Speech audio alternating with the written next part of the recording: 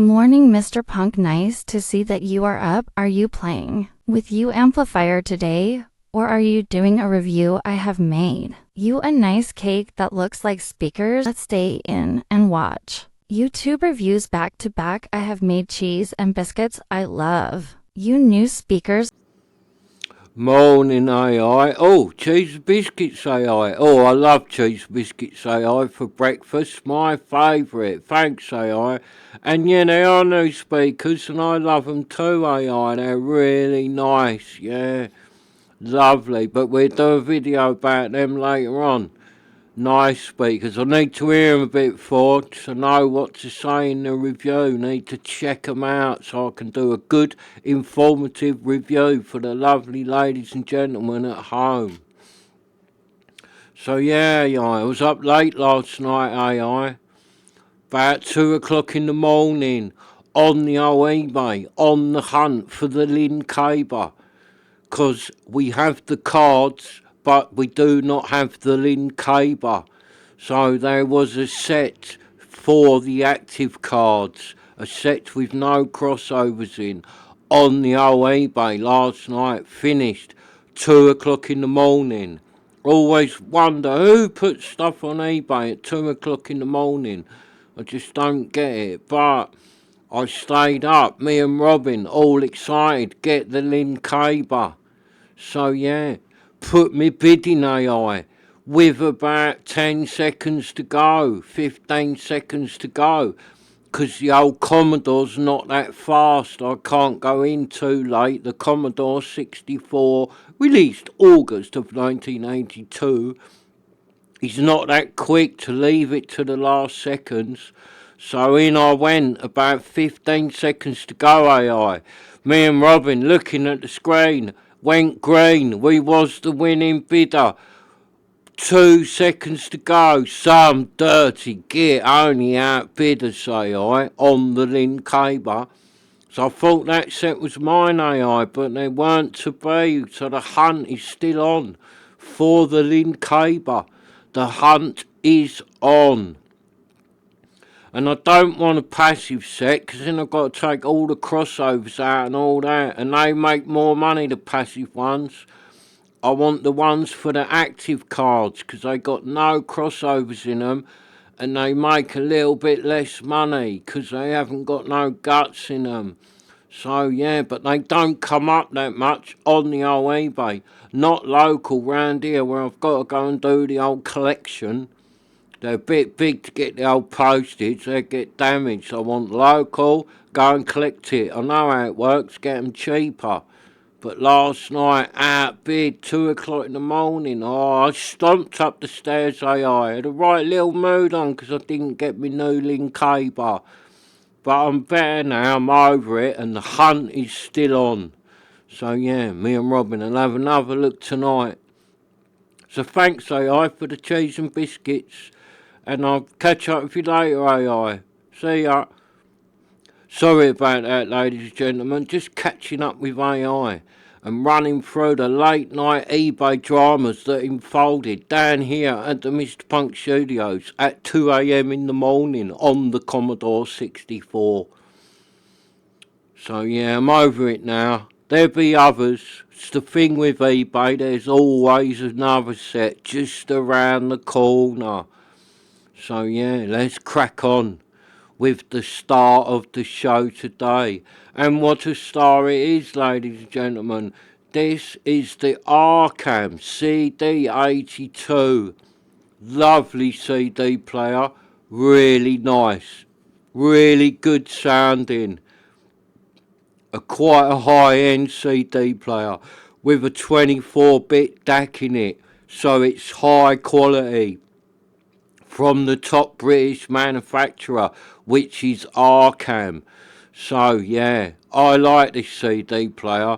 I have had it quite a long time. It gets used a lot and it's never let me down. It's a lovely CD player. But I will add, I did have another Arcam CD player, a really nice one, an FMJ Arcam. I can't remember the code, but that one packed up on me. Oh, terrible. It was an eBay purchase, but I must have only had it about 6 months. It was very nice when it was going, but it went wrong. So the FMJ might not be that reliable, but this 82 has been a great one. I also know a friend who had a FMJ Arcam CD player, high end. His one was better than my one. It was some few models up on the list, and that one went wrong as well. Something happened to his where you couldn't power it up. My one went wrong where the laser wouldn't read the CDs anymore. So that's 2 of the FMJs I have known to pack up, whilst my old 82 has kept going strong. So it is a good, well built, well manufactured CD player with a really high end, lovely sound. I particularly like with this one the fact that it has got 4 of the outputs, so it will run 2 amplifiers. Because sometimes if I'm trying out speakers in a by-wire configuration and I've got 2 amplifiers the same, I will put 2 amplifiers on the Arcam and by-wire the speakers from 2 matching amplifiers to see what it sounds like. So yeah, and also sometimes because I'm a bit of a hi-fi fanatic and I love testing all things hi-fi, I'll run 2 amplifiers off of this Arcam, stand it on top of the 2 amplifiers, connect them both up, and then I can have 1 set of speakers on one amplifier and another set of speakers on the other amplifier. So really I can have one that's really nice when I want to play a bit of jazz and stuff like that, and then I use the other one when I want to play something bassy. So I'll kind of have 2 systems running off this one Arcam, and I like that it can do that. It is very versatile. So yeah, it's also got the optical out, which is a nice little feature. Optical out is very good on a CD player. If your amplifier's got optical in, I would say to use it because the optical is good.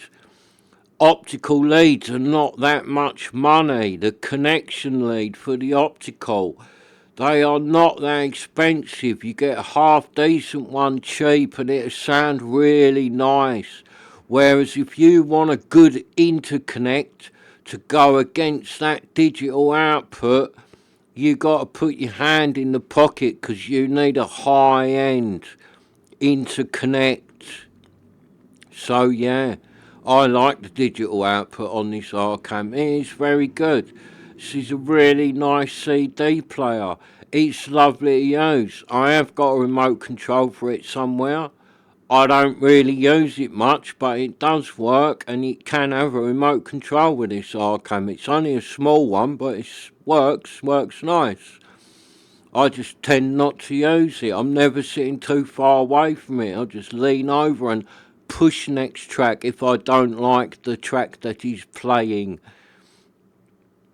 So yeah, it's a very good CD player from the Arcam factory. High-end CD player, loads of them out there on the old eBay. This Arcam player does make a little bit of money, but I would say it is worth its price tag. You want to get something else from another manufacturer that'll sound as good as this Arcam, it is costing you a lot more money. To get that 24-bit DAC is expensive. This Arcam is a good way of getting your hands on that. But I would say with that 24-inch DAC and these high-end, high-quality CD players, if what you're putting them on, like your amplifier and your speakers, are not that high-end, you will not hear no difference from this CD player to a normal 16-bit CD player. You'll hear no difference whatsoever. You won't. CD player, a normal CD player on a not so good system will sound as good as this Arcam. But you put this Arcam on something really high end, nice preamp, power amp, nice set of speakers, suddenly you realise how good this Arcam is. But it needs the right parts to deliver what it can do. It cannot deliver through a normal standard system. So if your system is not pretty high end, you don't need this Arcam because it won't sound as good as it can do. Just stay with the normal CD player. So yeah, it's good for that, but you need the high end to put on it to get the most out of this Arcam. So I would say, if you think your system isn't really up to this Arcam, don't buy a high-end CD player.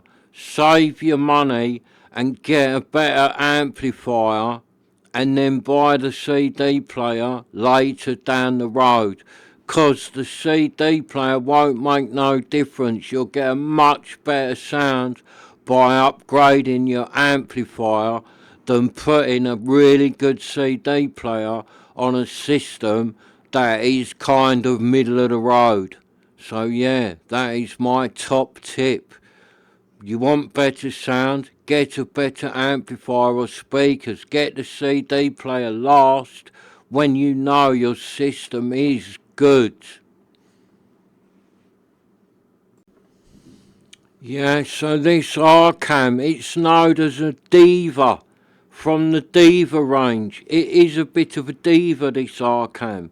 The Diva range was released in the early 2000s. All the Diva items from Arcam are nice quality items, especially the Diva amplifiers are very good. This CD82 was released in October of 2007, so the old girl has got a few years on the clock. She's not new and she's still going strong, and I love this old girl. And it has been used a hell of a lot, and she is still going strong. So that is testament to the Arcam build quality on the CD82. So yeah, October 2007. So yeah, the Diva range is a nice range of CD players and amplifiers from the Arcam. They also make the FMJ stuff. The FMJ stuff is really good, but might not be the most reliable that you can get your hands on. So yeah, I would recommend the CD82. If you're looking for a new player, you can't go wrong with one of these. It has got a really, really good sound to it, as long as your equipment is up to it. If you're putting this on a budget system, you will not get the most out of it. It needs to go on some high-end gear, this one. And then, yeah, it can sing with a ton of detail, and it has got a fantastic sound, this Arcam. I really like it. If you did get one, it would be money well spent, and you would enjoy it. So this Arcam Diva 82 gets the thumbs up from me. Let's see what Robin thinks of it. Yeah, I love this Arcam. I loved it when I had it in my room with a disco ball, 'cause it's called a Diva. It was like me, a disco diva. Yeah. Alright, Robin, are you a disco diva? Yeah, I've got all the moves. When I put on the John Travolta and me tight leather trousers, cool, I've got all the moves. And in the nightclub in Gotham City, I was known as Little Snake Hips. Alright, Robin, Snake Hips. What did you dance to, Robin? Oh, I like this one. Boogie nights, boogie nights, boogie nights. Got to keep on dancing, got to keep on dancing. Boogie nights, got to keep on dancing, boogie nights. Alright, Robin, sorry about him, ladies and gentlemen, he gets carried away. So, yeah, as I said on the back, you can see it's got 4 nice gold outputs, so you can plug it into 2 amps, which is good. It's got the optical out. It's all going on round the back of the Arcam. Lovely. Optical out. It's also got the coaxial out, which is good. Just the single lead, the coax out. That's a good connection as well. That doesn't cost the earth. Get a nice coax for not that much money, and it's a good connection as long as your amplifier's got that lead as well. So, oh, here he is, the Snake Hips kid, the Boogie Nights boy. Hey, Robin? Yeah, it was good. Snake Hips Robin. Batman was a good dancer as well. He was known as Brucey Batlegs. Alright, Robin. That's about it, ladies and gentlemen. Thank you for watching the Mr. Punk Show. Today's episode was the lovely Arcam CD82, brought to you by Mr. Punk UK Productions. See you in the next one. Bye. And Robin. What? You do come out of him, mate. Was he really called Brucey Batlegs? Yeah, he was. Brucey Batlegs. He had all the moves with his cape. Cool, yeah, you should have seen him go. John Travolta used to come and meet up with Batman and get dance lessons. And at one point they was going to change the name of the film. It was going to be released under the name of Saturday Night Fever.